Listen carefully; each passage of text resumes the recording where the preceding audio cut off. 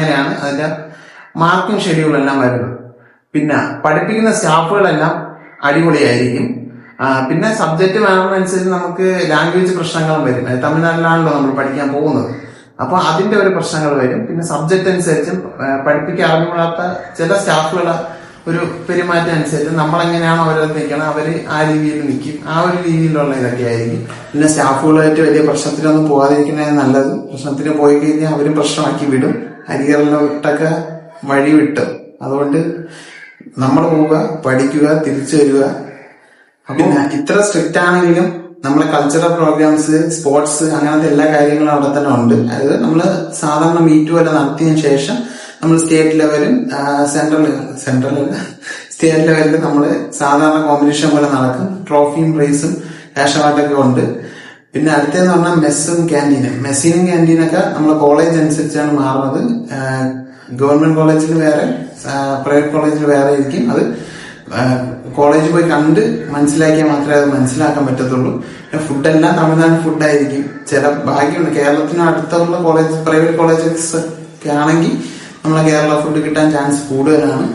അടുത്തതെന്ന് പറയുമ്പോൾ വിസിറ്റ് ആണ്. അതായത് എല്ലാ സബ്ജക്റ്റിനും മിക്കവാറുള്ള എല്ലാത്തിനും തന്നെ വിസിറ്റ് ഉണ്ടായിരിക്കും. അതായത് നമ്മൾ ഇന്ന ഒരു റിസർച്ച് സ്റ്റേഷനിൽ പോയി അവിടുത്തെ എന്തൊക്കെയാണോ ഫംഗ്ഷൻ നടക്കണമെന്നും അതെല്ലാം കൂടെ ഒരു നോട്ടാക്കി നമ്മൾ രാവിലെ പോയി കഴിഞ്ഞാൽ വൈകുന്നേരം വരണം എന്നുള്ളൊരു സെറ്റപ്പിലാണ്. ചിലപ്പോൾ 2-3 ദിവസത്തെ ഇതും കാണും.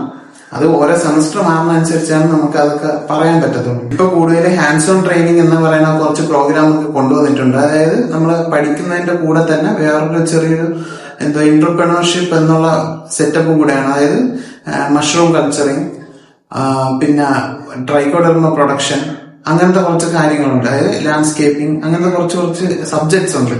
അത് വെച്ച് നമ്മൾ വൈകുന്നേരം ഒരു 4 മണി വരെ 5 മണി വരെ 1 മണിക്കൂറത്തെ പ്രോഗ്രാം ആയിരിക്കും. അത് കോളേജ് മാറുന്നതനുസരിച്ച് ടൈമിങ്ങും ക്ലാസ് സബ്ജക്റ്റും എല്ലാം മാറും. നമ്മുടെ ഇഷ്ടത്തിന് തന്നെ അത് എടുക്കാന്നുള്ളത്. വേണമെന്നുണ്ടെങ്കിൽ പഠിക്കാം, വേണ്ട എന്നുള്ളതിന് അവിടെ പോയി ഇഷ്ടപ്പെട്ട് അഗ്രികൾച്ചർ ഇഷ്ടപ്പെട്ട് പഠിക്കുന്നവർ ഒത്തിരി പേരുണ്ട്.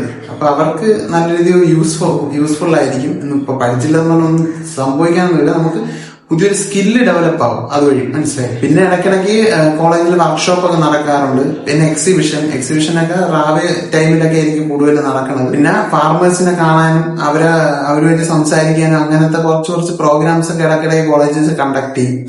പിന്നെ കൾച്ചറൽ പരിപാടിയായിട്ട് വലിയ രീതിയിലൊന്നും കാണത്തില്ല. എത്ര മലയാളീസ് ഉണ്ടെങ്കിലും തമിഴുണ്ടെങ്കിലും മിക്കവാറും തമിഴ് പ്രോഗ്രാംസ് ഒക്കെ ആയിരിക്കും കൂടുതലും ഫോക്കസ് ചെയ്യണത്. തമിഴ്നാട്ടിലാണല്ലോ കോളേജ്, അപ്പൊ അങ്ങനത്തെ രീതിയിലൊക്കെ ആയിരിക്കും. പിന്നെ ക്രിസ്മസ് പരിപാടിയൊക്കെ മാക്സിമം 2-3 മണിക്കൂറത്തെ പരിപാടിയൊക്കെ കാണത്തുള്ളൂ. അല്ലാണ്ട് നമ്മള് രാവിലെ മുതൽ നിന്ന് വൈകുന്നേരം വരെ നിൽക്കുന്ന പരിപാടിയൊന്നും കാണത്തില്ല മാക്സിമം. അപ്പൊ അതൊക്കെ കൂടെ ഓർമ്മയിൽ വെക്കുക. പിന്നെ തമിഴ്നാട്ടിൽ പോയി പഠിച്ചത് കൊണ്ട് എനിക്ക് കുറച്ച് ബെനിഫിറ്റ് ആയിട്ട് തോന്നിയെന്ന് പറഞ്ഞാൽ നമുക്ക് ലാംഗ്വേജ് പഠിക്കാൻ പറ്റും. അവിടെയുള്ള പിള്ളേരായാലും ടീച്ചേഴ്സ് ആയാലും നമ്മൾ തമിഴിലായിരിക്കും സംസാരിക്കണം. അപ്പൊ നമ്മൾ ആദ്യമൊക്കെ മലയാളത്തിലായിരിക്കും, പിന്നെ കുറെ കഴിയുമ്പോൾ തമിഴിലോട്ട് ആവും. അപ്പം അതൊരു നല്ലൊരു ബെനിഫിറ്റ് ആയിട്ട് എനിക്ക് തോന്നി. നമ്മൾ പുറത്തു പോയാലും അതൊരു ഉപയോഗമാണല്ലോ. ഒരു ലാംഗ്വേജ് പഠിക്കുന്ന ഏറ്റവും വലിയ കാര്യമാണല്ലോ. പഠിച്ചുകൊണ്ടിരുന്ന സമയത്തുള്ള കാര്യങ്ങളാണ് ഇപ്പൊ പറഞ്ഞത്. അപ്പം നിങ്ങൾ പോകുന്നതിന് മുന്നേ എന്തായാലും TNAന്റെ വെബ്സൈറ്റിൽ കയറി അതിന്റെ കാര്യങ്ങളൊക്കെ ഒന്ന് നോക്കുക. നിങ്ങൾക്ക് സ്ട്രെസ്സിന്റെ കാര്യം പറഞ്ഞ ടെൻഷൻ ആക്കണമെന്നല്ല, നമ്മൾ UG എന്ന് പറയുന്ന പ്രൊഫഷണൽ കോഴ്സാണ്. അപ്പം അത് പഠിക്കുമ്പോൾ ഇത്തിരി നല്ല രീതിയിൽ പഠിക്കാനുള്ളതുകൊണ്ട് തന്നെയാണ് ഞാൻ പറയണത്. അങ്ങനെ ഇപ്പൊ നിങ്ങൾ ഏറ്റവും എളുപ്പമായിട്ടിരിക്കും, ചെന്ന് കയറുമ്പോൾ ഏറ്റവും സിമ്പിൾ ആയിരിക്കും എന്നുള്ള ഒരു മൈൻഡ് സെറ്റ് പോകരുതില്ല. അങ്ങനെ പോയി കഴിഞ്ഞാൽ നമുക്ക് അരിയർ വീഴും എന്ന് വെച്ചാൽ പേപ്പർ വീഴാതെ പോകണം. മാക്സിമം പേപ്പർ എന്താ വെച്ചാൽ നമ്മൾ പാസ്സായി തന്നെ പോകണം. അതായത് ബ്രേക്കിംഗ് സിസ്റ്റം എന്ന് പറയുന്ന ഒരു സംഭവമുണ്ട്. അതായത് ഫസ്റ്റ് ഇയർ പാസ്സായാലേ 3rd ഇയറിലോട്ട് പോകാൻ പറ്റും, 2nd ഇയർ പാസ്സായാലേ 4th ഇയറിലോട്ട് പോകാൻ പറ്റും. അങ്ങനെ ഒരു സംഭവമാണ്. അതായത് ഇപ്പൊ നമ്മൾ ഫസ്റ്റ് സെമസ്റ്റർ കഴിഞ്ഞു, ഒരു 12 പേപ്പർ ഉണ്ട്, അതെല്ലാം പാസ്സായി കഴിഞ്ഞാൽ നമ്മൾ ഫസ്റ്റ് ഇയർ 2nd സെമ്മിലോട്ട് പോകും. അവിടെയും പാസ്സായി. അവിടെ ഇടയ്ക്ക് പേപ്പർ വല്ലതും ഉണ്ടെങ്കിൽ ഈ പഠിക്കുന്ന കൂട്ടത്തിൽ തന്നെ നമ്മൾ ആ പേപ്പർ ക്ലിയർ ചെയ്ത് പോകണം. അങ്ങനെ പോയി കഴിഞ്ഞാൽ നമുക്ക് നല്ലൊരു OGPA നമുക്ക് കിട്ടും. അതായത് ഒരു 10-നാണ് നമ്മൾ OGPA മാർക്ക് പറയണത്. അതിലൊരു 7 എബോവ് കിട്ടിക്കഴിഞ്ഞാൽ നമുക്ക് PG എന്നുള്ളൊരു ഓപ്ഷനിലോട്ട് നമുക്ക് പോകാൻ പറ്റും. നല്ലൊരു OGPA 7 എബോവ് കിട്ടിക്കഴിഞ്ഞാൽ നല്ലൊരു കോളേജിൽ തന്നെ PGക്ക് നമുക്ക് അഡ്മിഷൻ കിട്ടും. PGയുടെ ഡീറ്റെയിൽസ് ഞാൻ പറയാം. ഇപ്പൊ UG കാര്യം ഇപ്പം നിങ്ങൾ ഇത്ര മനസ്സിലാക്കി വെച്ചിരുന്നാൽ മതി. പിന്നെ TNAയുടെ കീഴിൽ നമുക്ക് ഇന്റേൺഷിപ്പ് പ്രോഗ്രാമുകൾ കിട്ടും ഇടയ്ക്കിടയ്ക്ക്. അതായത് ലാസ്റ്റ് ഇയറിലോട്ടൊക്കെ ആയിരിക്കും ഇന്റേൺഷിപ്പ് കിട്ടുന്നത്. അത് സൗത്ത് കൊറിയ, ഓസ്ട്രേലിയ, അമേരിക്ക അങ്ങനെയുള്ള ചില രാജ്യങ്ങളിൽ ഒരു 1.5 മാസം 2 മാസം അത്രയും കാലയളവിൽ നമുക്ക് ഇന്റേൺഷിപ്പ് ചെയ്യാൻ പറ്റും അവിടെ. അത് നമുക്ക് സർട്ടിഫിക്കറ്റിൽ ആഡ് ചെയ്ത് കഴിഞ്ഞാൽ നമ്മുടെ സ്റ്റഡീസിന് അത് യൂസ് ആവും. പിന്നെ ബാക്കിയുള്ള യൂണിവേഴ്സിറ്റി ഒന്നും മോശമൊന്നല്ല. ഞാൻ പഠിച്ചത് TNAയിലാണ്. അതുകൊണ്ടാണ് TNAയുടെ വില എനിക്ക് അറിയാവുന്നത്. അതുകൊണ്ടാണ് ഞാൻ നിങ്ങൾക്ക് പറഞ്ഞു തരുന്നത്. നിങ്ങൾ ഇങ്ങനെ അറിയാതെ പോയി പെടരുതല്ലോ. ഇപ്പം TNA വലിയ സംഭവം കേട്ട് നിങ്ങൾ ചെല്ലുന്നു, പഠിക്കാനും പറ്റുന്നില്ല എന്നുള്ള ഒരു സ്ട്രെസ് ആവരുത്. അതുകൊണ്ടാണ് ഞാൻ പറഞ്ഞത്.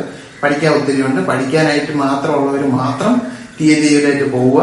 നമുക്ക് സർട്ടിഫിക്കറ്റിന് വില വേണം എന്ന് ഒരു ലക്ഷ്യമുള്ളവര് ധൈര്യമായിട്ട് പോവുക, പഠിക്കുക, നല്ല മാർക്കോടുകൂടി പാസ്സാവുക.